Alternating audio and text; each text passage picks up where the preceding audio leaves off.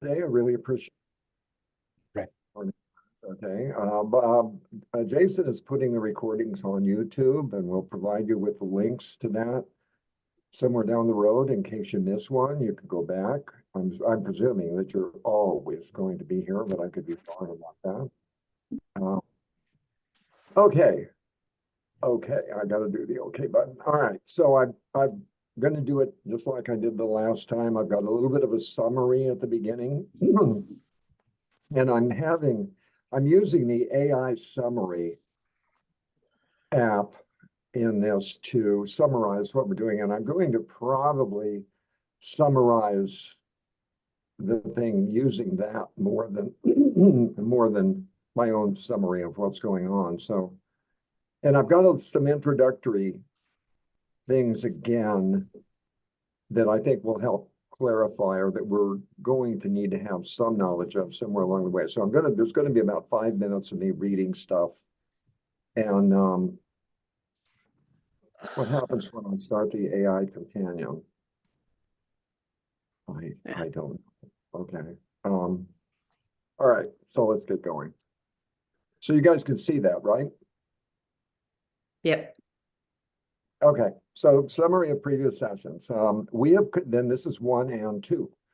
We have considered the Apollonian and its opposite, the Dionysian, as artistic forces which burst forth from nature itself without the mediation of the human artist, first in the image world of dream, then as intoxicated reality. We need not conjecture regarding the immense gap which separates the Dionysian Greek from the Dionysian barbarian. From all quarters of the ancient world, we can point to the existence of Dionysian festivals, these festivals centered in extravagant sexual licentiousness, whose waves overwhelmed all family life and its vulnerable traditions. The most savage natural instincts were unleashed. The Greeks were apparently perfectly insulated against the feverish excitements of these festivals by virtue of their Olympian cult. Ugh. The song and pantomime was something new and unheard of in the Homeric Greek world, and Dionysian music in particular excited awe and terror. In the Dionysian dithyramb, man is incited to the greatest exaltation of all his symbolic faculties. Something never before experienced struggles for utterance, the annihilation of the veil of Maya, oneness as the soul of the race and nature itself. The essence of nature is now to be expressed symbolically. We need a new world of symbols, and the entire symbolism of the body is called into play. Not the mere symbolism of the lips, face, and speech, but the whole pantomime of dancing, forcing every member into rhythmic movement. So I thought it's just a good idea to kind of square ourselves away about who Dionysus is for the Greeks. When Semele was 6 months pregnant, Hera, jealous of her husband's infidelity, induced Zeus to appear before his mistress in all his splendor as the god of thunder and lightning. Needless to say, Semele was consumed by fire. Zeus was able to save Dionysus out of Semele's ashes and complete his gestation in his own thigh.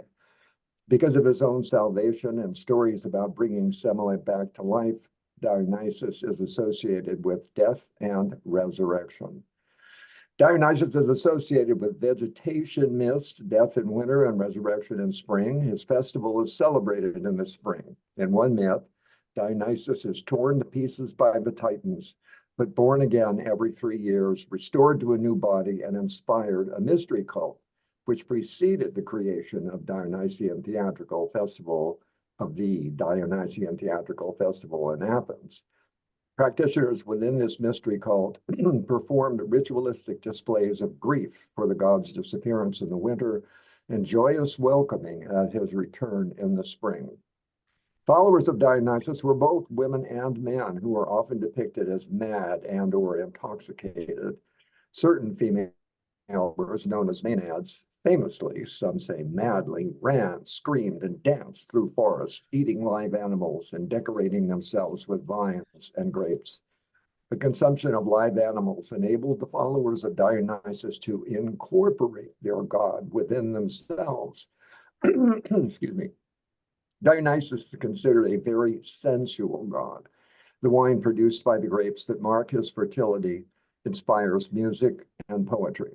Words frequently associated with Dionysus are dance, contradiction, life and death, intoxication, fire, frenzy, mad women, and ecstasy. And this is a vase painting of Dionysus with some of the Maenads dancing around him.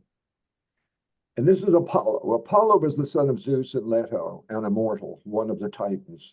His twin sister was Artemis.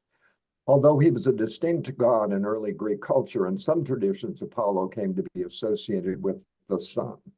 He was always the god of light, and like Dionysus, he inspired poetry and music. Unlike Dionysus, however, Apollo's poetry and music are elevated and orderly. He is sober, elegant, and eloquent. He plays the lyre. He is never ecstatic. Through his association of light, Apollo comes to represent justice, prophecy, and mental and moral purity. There is also a contradictory side to Apollo. He is the god of plague as well as the god of healing. Rather than having a cult following, Apollo was honored with shrines, most famously at Delphi and Delos.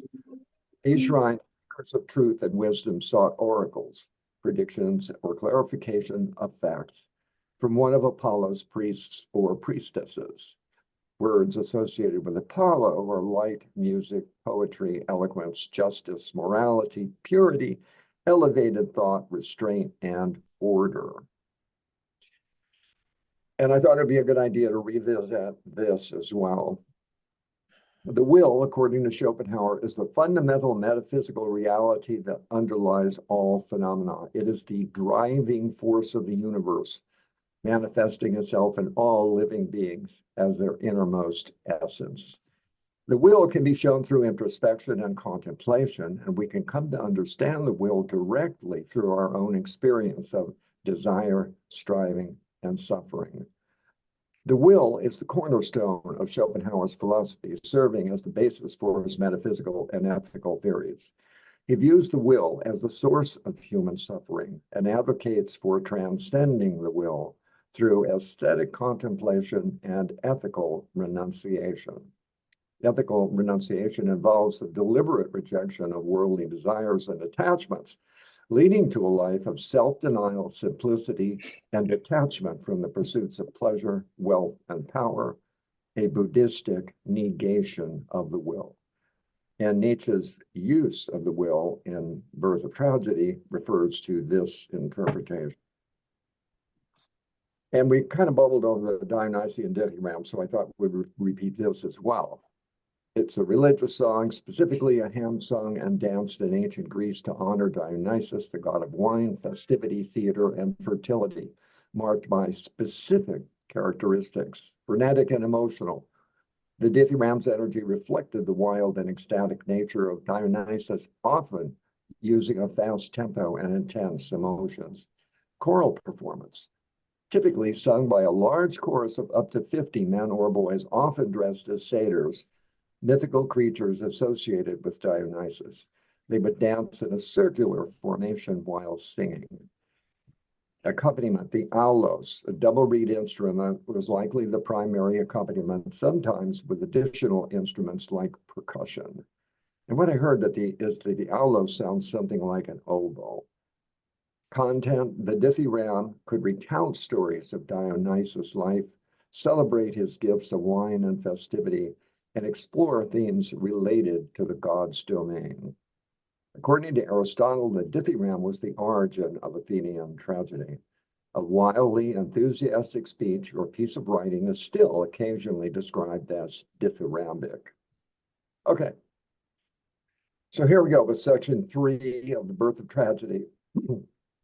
The Greek knew and felt the terror and horror of existence.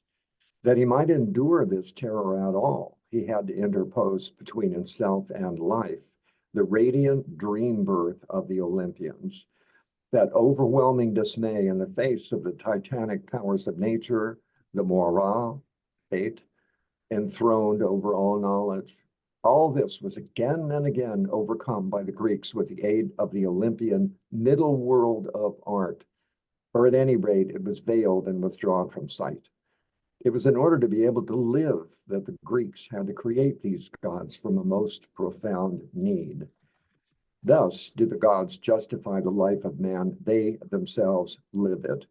Existence under the bright sunshine of such gods is regarded as desirable in itself, and the real pain of Homeric men is caused by parting from it, especially by early parting, so that now, reversing the wisdom of Silenus, we might say of the Greeks that to die soon is worst of all. For them, the next worst, to die at all. At the Apollonian stage of development, the will longs so vehemently for this existence. The Homeric man feels himself so completely at one with it that lamentation itself becomes a song of praise. So this may be one of my dumber questions. How did the Olympians transform the Dionysian impulses and turn the wisdom of Silenus into its opposite? So then we got any thoughts on this particular part of the section or the question itself? The Olympian gods are vital. Without the Olympian gods, tragedy doesn't occur. Nobody? No comments? James. Yeah, hi. I'm thinking that Silenus is kind of a tendency towards the negative, tendency towards basically the control of fatalism. He says we're going to die soon and so forth. So it's kind of Dionysian thought is more or less the opposite of that. That the only thing important is the celebration. When someone is interested in the frenetic tribute to, a dance of frenetic tribute to joy, it's not really, he's not giving in to these negative ideas at all, I don't think. So I see them as definitely opposite impulses. And so yeah, so I don't quite, like you said, maybe it's a dumb question, maybe yeah. Oh, thanks. Oh, thank you, James. I appreciate that. Okay, Jason. Yeah, the same. Probably same as James. I do have a question. Okay, so why Silenus is talking about the very best thing for you is not to have been born, and the second best thing for you is to die soon, right? That's the words from Silenus to Dionysus. So I really don't get it unless you want to take a Buddhism thinking as like the life, the world is suffer. So I hope I have an answer from this. Yeah. Okay, I'm going to pass for the moment. Michelle. I think it's Silenus says that the best thing for humans is to die soon because they've only got the force of nature, which is terrifying for them. Nature has no restraint. It can kill at will, at fate. And what the Greek Olympians do is reflect restraint, especially in Apollo, and that gives them the protection they need against nature to survive, to survive basically. The Olympian art protects humans by veiling, withdrawing nature in its terrific unrestraint, by veiling it from view, by giving them the idea that there is form, because the Dionysian is formless, at one with nature. Apollo gives form to the Dionysus.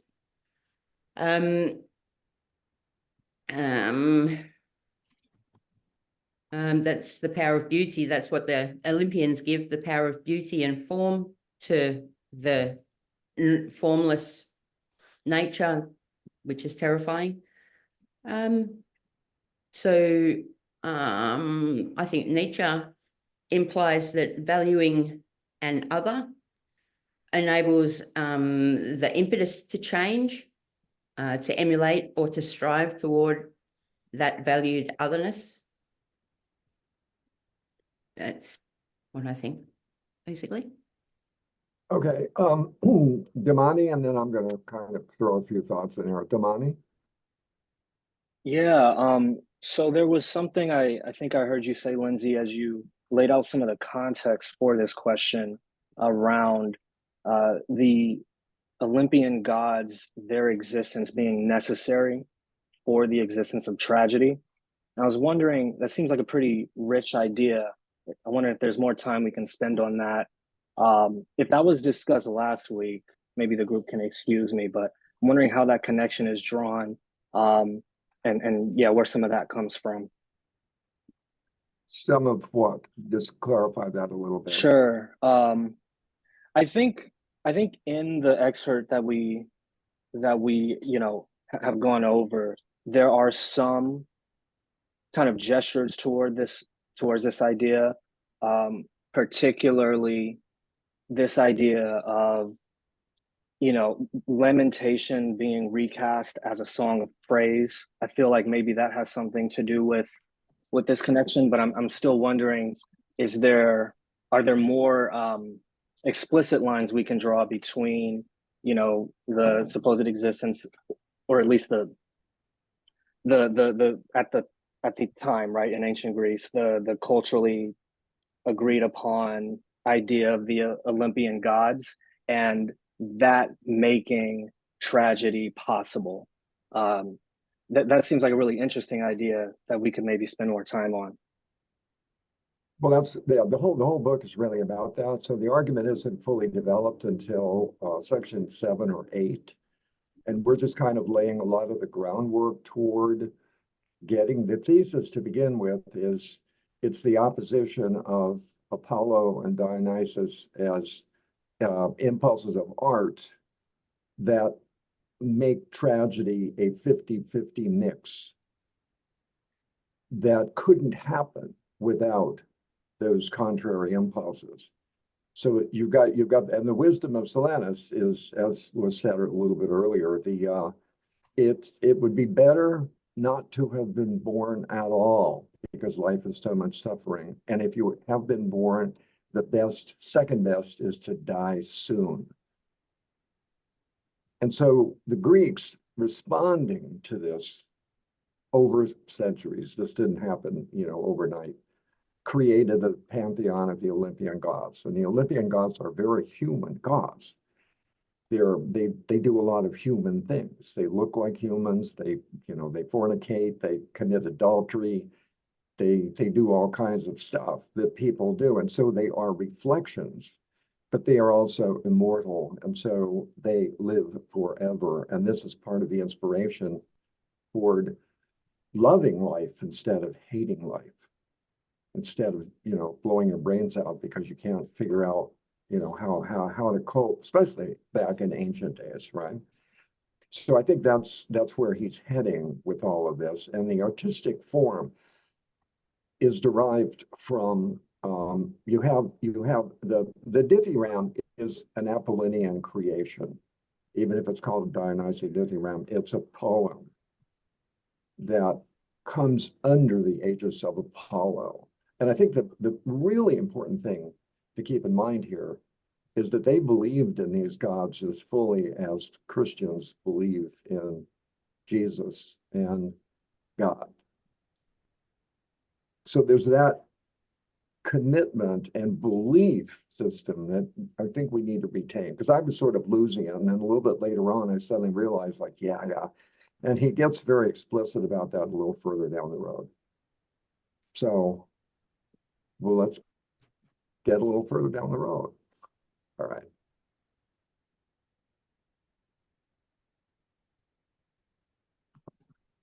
Okay, so we're still in section 3. This oneness of man with nature, characterized by Schiller as naive, is by no means a simple condition that comes into being naturally and as if inevitably. Only a romantic age could believe this, where we encounter the naive, that is, the oneness of man with nature in art. We should recognize the highest effect of Apollonian culture, which always must first overthrow an empire of titans and slay monsters, and which must have triumphed over an abysmal and terrifying view of the world and the keenest susceptibility to suffering through recourse to the most forceful and pleasurable illusions. With this mirroring of beauty, the Hellenic will combated its artistically correlative talent for suffering and for the wisdom of suffering. And we have Homer, the naive artist. Okay, why does he think a romantic age is necessary to the tragic worldview? Romantic age venerates nature. That's what it comes from the English poets of the early 1800s, Keats and Wordsworth and those guys. And they celebrated nature, they celebrated innocence, they celebrated childhood. So does anybody want to kind of deal with that? Or yeah, Michelle? Because nature is sublime for the romantic age. It inspires awe because it has no restraint. It terrifies. It's a monster. It takes at will. And the form that the art of Apollo gives is the overcoming of the force of nature by giving it structure and form and beauty, other than the sublime beauty of awe. Yeah, you need that elevation of nature to an altogether other level than, a bloody and tooth and claw, or whatever Hobbes had to say about it. Nature left to its own devices is really pretty awful. Everything's eating everything else and all this sort of stuff. And so to venerate nature, to put it on a pedestal, this is absolutely necessary. And that's the hallmark of a romantic era. Jason? So does that mean Nietzsche means the romantic is to reverse the tragic worldview? Say it again. Is the romanticism movement is to reverse Greek tragic worldview? It's to venerate nature instead of recognizing it for what it is. It's to dress it up. Is that means reverse it or just follow the tragic view? Probably means reverse it, I guess. I don't know if anybody has any thoughts on that. I think the reverse. That's why I try to answer this one. I think I would probably agree with that. Yeah, doesn't make any difference if I agree, because anybody can dispute anything I'm saying here, or if you have some of your own selections for these, that I invite you to do that. We can talk about those selections as well. This is just stuff that I have sucked out of the section, hoping that I got the most important points covered. But they're what I think are the most important points. James?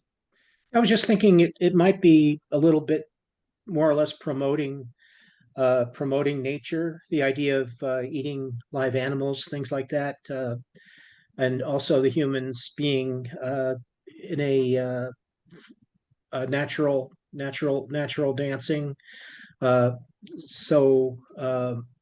the idea of and maybe I'm not sure if the question was about the dithyramb or Dionysius in general, or if it's about tragedy. That's where this gets a little bit confusing for me. I think the tragedy does sort of like point to I think the tragedy and the dithyramb point to a kind of a negative type of celebration. But at the same time, there's I think the religious concept of Dionysius is not negative at all. So I think there's a conflict, there's a contradiction there. The Arthur Miller wrote Death of a Salesman in an attempt to write a modern tragedy. And there was a general consensus that tragedy is the way the Greeks understood tragedy. This was a unique moment in world history where the tragedies existed. And when we get further down the road, we'll see that Nietzsche thinks that Aeschylus and Sophocles are really the only tragic poets we have records of. Aristotle thought differently, but Nietzsche's going to develop this thought down the road. The idea of like the Maenads are totally Dionysian people. And that's why they try to bond with nature. They're celebrating Dionysus as having either been torn apart by the Titans and then reborn, or the rebirth after his mother was killed by seeing Zeus in all of his lightning and thunder and fire and all that. The Romantic age, the idea of having a Romantic age is that veneration of nature without that attempt, that Apollonian attempt to dress nature up. There can't be tragedy. You've got to have both. You've got to have a recognition of the wisdom of Silenus. And that wisdom is a recurrent theme throughout the Greek tragedies. People are asked in the tragedies, why am I alive or something or whatever. And the answer is, it was better never to have been born. And so the wisdom of Silenus is incorporated into the tragic structure, but it's exalted and reversed by the Apollonian impulse. So you have both of them. You have an acknowledgement of how awful it is, but then you have a celebration of life itself. We're going to get to that passage, I think, and then maybe the next section, Michelle. Yeah, I agree with that somewhat. To me, it's describing a timeline of awareness for humans. At the start, you have the titanic power of nature, which we don't distinguish ourselves from until, and that's why Silenus says it's better for us to die, because there is no restraint in nature and nature can kill. It's a matter of fate if you die or not. And what they do when they construct the Olympians is for their protection against nature, by putting in their vision beauty, something to strive toward, to like, to develop a desire to preserve their self. And what else? So the tragedy develops because they have both. They have a desire to live toward beauty, but they also know that that is accompanied by loss, loss of self, and that's the contradiction of life. Is this tragedy that we do die? Yeah, oh, go ahead. I'm sorry. No, you go. You go. Okay. I think what's important at this moment is that Nietzsche is still building his case, right? And right now we're just at I think we're at the point where the dithyramb is now being recognized as one of the fundamental means of celebrating Dionysus. It has a little bit of an Apollonian element in that the dithyramb is a poem, and there's music to accompaniment. It's not wild and frenzied. It's already coming under the Apollonian influence by the dance that they're doing. So let's go ahead and move on to the next one.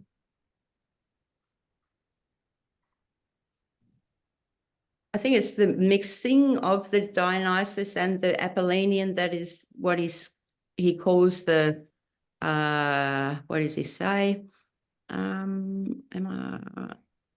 It's the most fundamental, or the most what's it say? I'm trying to find the word.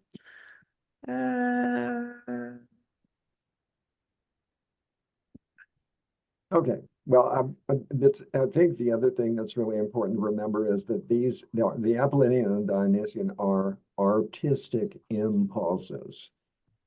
And they believe in these gods. Yeah, go ahead, Michelle. He describes the reconciliation of the Dionysius and the Apollonian as the most important moment in the history of Greek religion, where one can see the revolutionary consequences of that reconciliation. Because before the reconciliation, you had the two opposing parts, and the main part was the titanic nature of nature, to be unrestrained, to have no laws or no form and no differentiation between yourself and nature. You had no control. And what Apollo gives is control, form, beauty, structure. And it's that reconciliation between the two that brings out the tragic, because you have both. You need the desire for life and the fear of that life to make something tragic when it is tragic. In our view of tragedy, before that, it was just nature. You didn't notice that someone was dying because you didn't have some sort of desire for their life to continue. You just thought death was nothing. James. Yeah, I don't really understand the question. I don't see why a romantic age would be necessary to having a tragic worldview, whether we're talking about Silenus or Schopenhauer.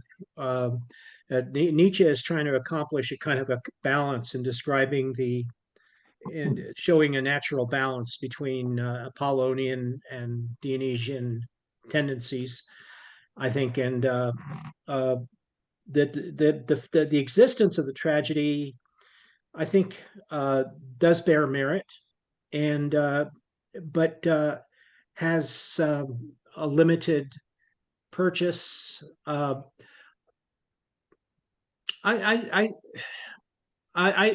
find it difficult to fall into that space because I've never personally purchased it. And at the same time, I don't find that the romantic space is a necessary space at all. I really hesitate to describe the ancient Greeks, as romantics inside their pagan, pagan religion. No matter how admirable it is, I don't understand seeing that as romantic. I don't see, even given the existence of Beethoven and Wagner, I'm not sure if I purchase the idea that German culture in the 19th century was entirely romantic. I think that was sort of fading out at the time by Nietzsche's time, that he was witnessing the ending of that kind of the end of that epic. So he's not purchasing he's trying to emerge. Nietzsche's purpose, I think, in writing this is kind of trying to emerge from that romantic mindset of the 19th century Germany. And I don't see the word being applied to ancient Greek culture at all in the same way. Well, maybe not exactly in the same way. I sort of buy into this. That's why I sort of highlighted it. I thought that it was a really important observation that you need to have, the fundamental thing is a pantheon of gods like the Olympians that you worship and celebrate and feel better about being alive because they're so much like you. And they're representative of a lot of the feelings and emotions that you have. And this is the kind, I use that reference to Keats. Actually, if you read the English Romantics, and Goethe was even like that too. He was part of the Romantic age. And there's a sense of celebration of even common life that could be characterized as Apollinian. We'll see later on why tragedy, as conceived by the Greeks, is now no longer possible. It's not possible. And that's what he's exploring here. This was a period of literature that lasted for a couple of centuries, and that was it. It has never been successfully repeated with the same impact on a society that the tragedies had for the Greeks of the classical age. And so the romantic part of it is just that veneration of the natural world through means of the statues that they made, the sculptures, all that stuff that I showed all the pictures of in the beginning. Their sense of art was very highly developed compared to other civilizations that were near them. They were like way more advanced than any of the others, and that was because he is contending they were part of the Greek Romantic age, those 2 centuries. So I don't know if that makes any sense, but I sort of buy that. And I think remembering the gods is really, really important. They were worshipped, they were believed in. And that's part of what makes the tragedies work, because it's stories of the gods and the things that happen to them. Yeah, the suspension in belief. These people these gods had to exist because they are the foundation of, if you will, reality. That's why I sort of think, well, this is a realistic religion. This is assigning the existence of the gods to a vision, to a kind of a version of the current reality, taking the actual moods and existence of human beings and their feelings, our feelings as humans in ancient Greece, into account. So that I see that as more of a realistic tendency in the art and the religion. One of the things I noticed when I was in Athens, in the museum in Athens, they talked about the fact that the early statues, up until about the 4th century BC, the statues tended to be have smiling, a kind of a strange smile. I don't know if they called it the Greek smile. I forget what the term was, but the women, especially, it wasn't just sometimes the men, but almost all the women in the statues had this kind of interesting Botox-like smile. And it wasn't exactly the same, but it was a strange little smile, and it was shared among the different sculptors. They did imitate it quite a lot. So this I'm just saying the artistic tendencies were not entirely tragedian. It was it kind of went in both directions. Yeah. Yeah, I don't mean to say that, but when we get to the actual later on in the tragedies, we'll talk a little bit more in depth about the tragedies themselves. I would urge you to read Prometheus and Oedipus Rex. And if you don't read anything else, or if you're really willing to jump in, it's the Orestia by Aeschylus. It's the only surviving trilogy that he wrote. And so you can familiarize yourself a little bit. It won't affect you the same way. I just realized that, believe it or not. It can't affect you the way it affected the Greeks, because we live in a completely different kind of time. But as a highlight of world literature, they still stand. They still are important pieces of literature, and they still have a lot to say. But the actual impact described by Aristotle, which we'll get to, that's not going to happen for us in the same way it happened for the Greeks. No, it's still continuing. Yeah, go ahead, Michelle. it's still contiguous. We're still affected by the Greek thought, Aristotle still talked about, for example.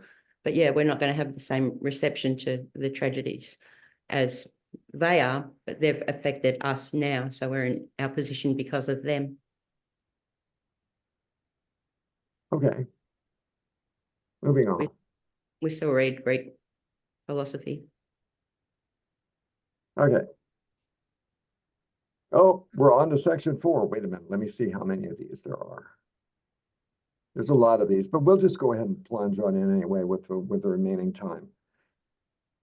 So that I think the essence of section 3 is what we were just talking about, establishing the importance of the gods, the specific Greek gods, and the notion of a romantic age. And even the gods themselves, the creation of the gods themselves, I think, is something of a romantic expression. And So, before you begin, did we come to a conclusion about the importance of the gods, or did we just speak our mind and not agree on the importance of the gods? There's going to be more later on. I don't know if there's a consensus or not. If you guys don't agree with me, I would love to hear why. I don't think there's any dissent as to the importance of religion in the ancient Greek mind. I don't think that has come up at all. The specific pantheon of the gods, though, the Greek gods specifically are really important, just to hang on to. It's a pretty cool religion, I think. Yeah, I use references to Zeus all the time. Mm-hmm. Of the two halves of our existence, now he's established this other groundwork. Of the two halves of our existence, the waking and dreaming states, the former appeals to us as infinitely preferable. Yet, I should maintain the very opposite estimate of the value of dreams. For the more clearly I perceive in nature those omnipotent impulses, and in them an ardent longing for illusion, for redemption through illusion, the more I feel that the truly existent primal unity, Schopenhauer's will, eternally suffering and contradictory, also needs the illusion for its continuous redemption. And we, completely wrapped up in this illusion and composed of it, are compelled to consider this illusion as the truly non-existent, a perpetual becoming in time, space, and causality, empirical reality. If, for the moment, we do not consider the question of our own reality, if we conceive of our empirical existence and of that of the world in general as a continuously manifested representation of the primal unity, we shall then have to look upon the dream as a mere appearance of mere appearance, hence as a still higher appeasement of the primordial desire for mere appearance.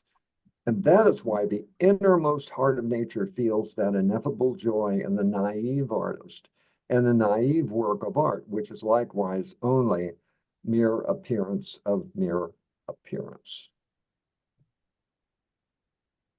Okay, what does Nietzsche mean when he writes, the more I feel that the truly existent primal unity, eternal suffering and contradictory, also needs the illusion for its continuous redemption? Anybody want to jump in on that one?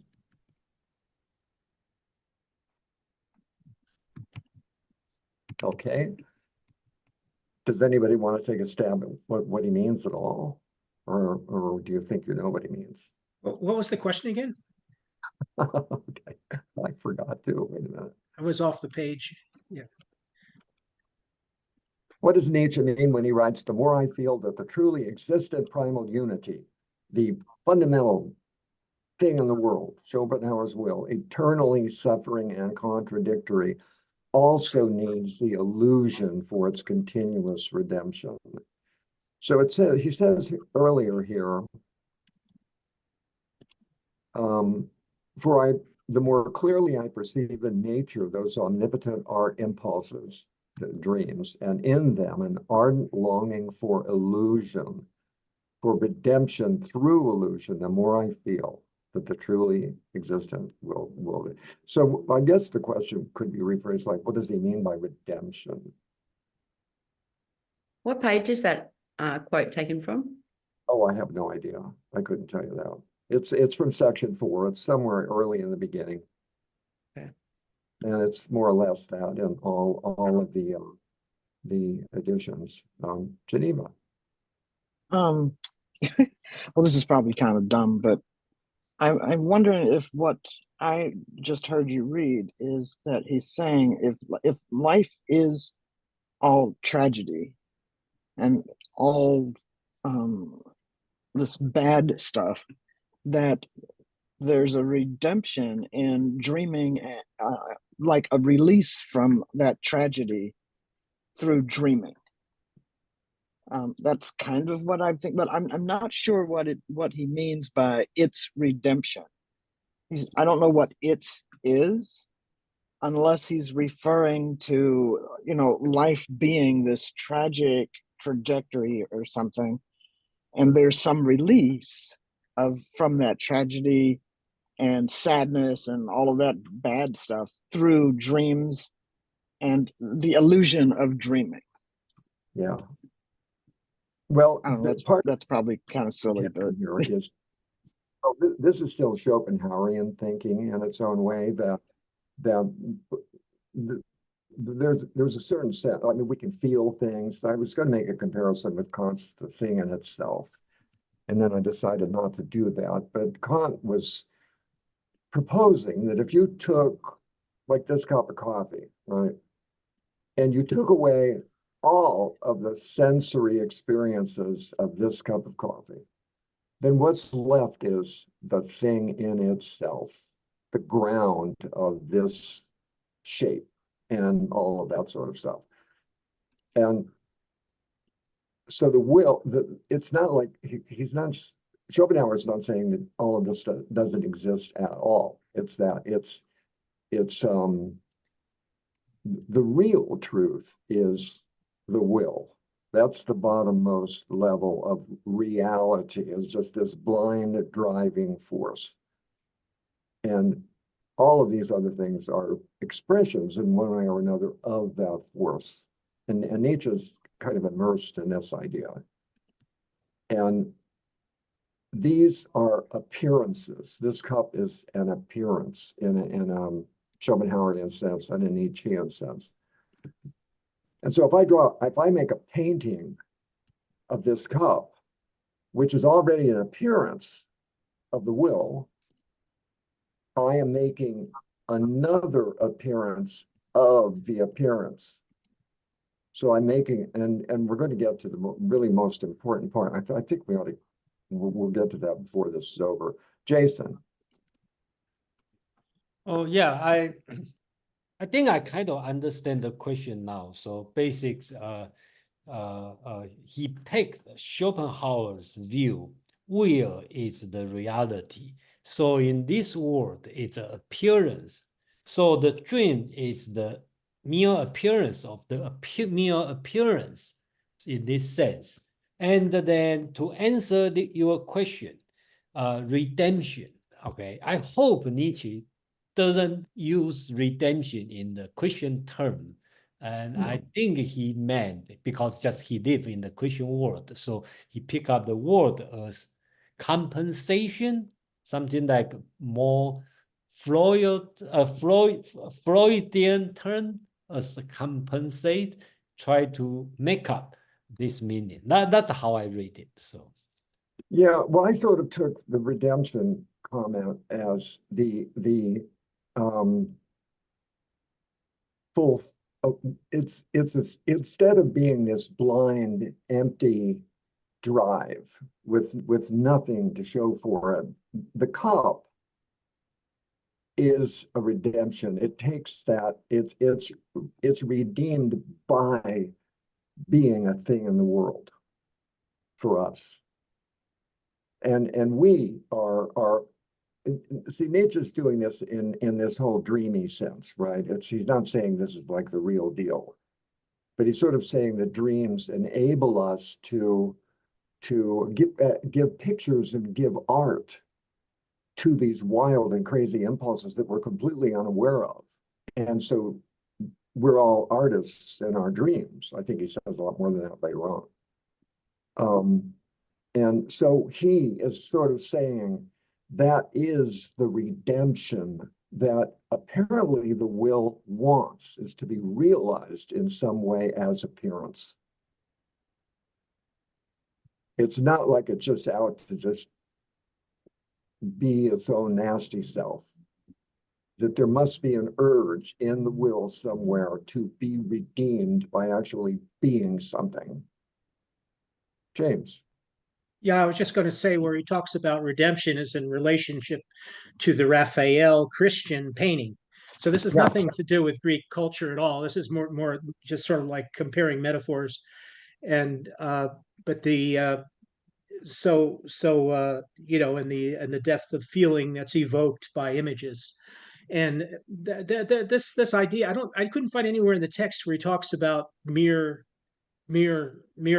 appearances. So I don't think at this point Nietzsche has been convinced to be a Platonist by Schopenhauer. That I think this is taking the metaphor of Schopenhauer's allegiance to Kant just a step too far. It's really I see Nietzsche even at this younger age. I see him as a realist. He's talking about a kind of like a realistic approach to mythology. And when discussing it and trying to reduce the number of reducing the romanticism in romanticism. He's still living at the end of the Romantic age. He wants to help. I think he's already realizes that has to come to an end. So in the way that comes to an end, you know, is through having a realistic purchase on the world, as opposed to a thing in itself view of life and existence.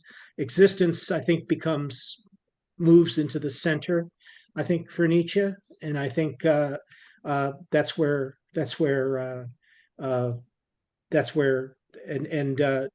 it's also, I think it's also present here in terms of like the existence of the ancient Greeks, the existence of the maenads, the idea that Christian or pagan worship comes about through a person's own feelings relating to their individual existence. And that's what he means when he talks about the principia ex individualness, or whatever, the one, the principle of the individual, which Schopenhauer calls the will, but it is really the ancient Greek concept of the individual, is really what comes to the fore here, in understanding what the relationship between a person and the pantheon of existence, whatever pantheon of existence he happens to believe in, becomes. I would just disagree with you on one point. The will is not coincidental or congruent with the individual. The will is blind and unformed. It's the reason the universe exists, because there is will. It's a metaphysical concept that he's playing with here. I don't think we're going to get to the rest of this, but let me just dangle something in front of you for next week. Oh, come. No, it doesn't want to go forward for me. Okay, hang on, just bear with me for 1 second. Okay. So we're going to get to this painting. This is Raphael's Transfiguration, and that's what we're going to have for next week to start off with. And this I think is just brilliant what he's gone and done here to and bring some of these ideas to a fuller life. I apologize for if any of this was confusing. It's confusing sometimes for me too, even though I've read it like 18 times before I selected the selections that I did, but I'm trying, I had it so clear in my head when I made the selections.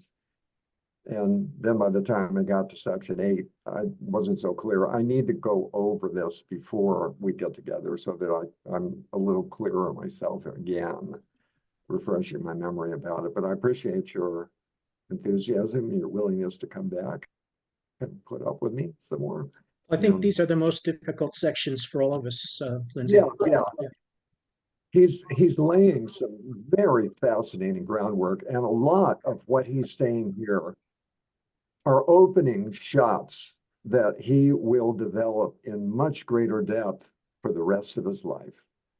And so that's part of why this book is as important as it is, because you see right off the bat, he already had an apprehension of, or not an apprehension maybe, but he already had ideas that were quite radically different than what was popular as philosophy at the time.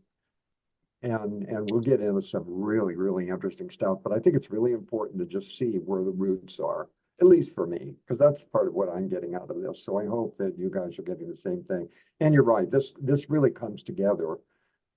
I say section 6, section 7, and section 8, it all comes together, but we've got to lay the groundwork with him. Well, I appreciate that you're doing it slowly, and you certainly understand it a lot better than I do. And you're able to kind of get your point across. Whether we agree or disagree, you're at least getting the point across slowly enough that I can absorb it and have something to think about. So I appreciate it. Okay, thanks. Yeah. I appreciate that. I hope the rest of you have a similar feeling, because I really would like to keep going with you. And even though some of you aren't saying anything, you haven't left. So anyway, all right. So Okay. I'll be posting the next meetups probably tomorrow. So keep your eye out for the email about the announcements. And, So sounds like our pace about one section per. well, that's what we seem to be doing right now. But when we get in the latter part, Works for me. Yeah. Well, probably it's if we agree to do it slowly, we probably can do slow. No need to yeah. You don't need to play so much, right? So we just do one. Yeah. If we have 5 minutes short, then we can have a further discussion. That would be worth it, you know. Yeah. Okay. No, that's great. Okay. And one thing, my suggestion is, if Lindsay, if you can provide a high level view, you know, on the whole birth of a tragedy, because when for me as the first time reader on this one, right? Sometimes I get too close, I lost the big picture. Okay, so sometimes I got confused. Actually, that's only for myself, but if I'm not sure it's applied to other people. Just sometimes, Jason. I'm confused. So, I'm confused all the time. So, yeah. So you're ahead of me. This is a work in progress for me too. And so we're going to develop and you know, throw in things that we might need or that you feel are important along the way that will just make it more interesting and fun for everybody. James? I was just going to say the title, we're just referring to the title of the piece, is very instructive. It's the birth of tragedy through the, what is it, the influence of music? Out of the spirit. okay. Yeah. So in other words, we have to keep in mind that he's trying to reconcile the existence of the spirit of music, right? That there could be a spirit of music that actually dominates human consciousness, human will, in Nietzsche's estimation. And so we have to see the birth of tragedy occurring through music, just as Nietzsche would like to see us. I took a little sneak peek at the final, near the end of the book. It does refer back to this idea that music is a dominant, controlling impulse in the society, and that's why it is used in celebrations and rituals, et cetera, et cetera. Part of what I think would be useful to keep in mind is that the Apollinian expresses structure and is mediated. It's classically mediation, where music is unmediated, absolutely unmediated. You hear a sad song, you're going to feel sad. You're just going to feel sad. You hear a happy jingle, you're going to feel good. You may not believe it or whatever, but you're going to have to fight the impulse to feel music instead of mediate it in some intellectual way. That comes much, much, much later, where symphonies have all sorts of meaning. Michelle. Both the Apollonian and the Dionysian have music in them.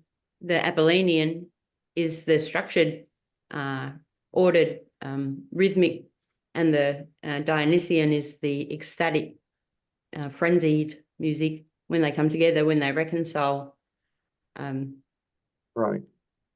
That's where we Right. are.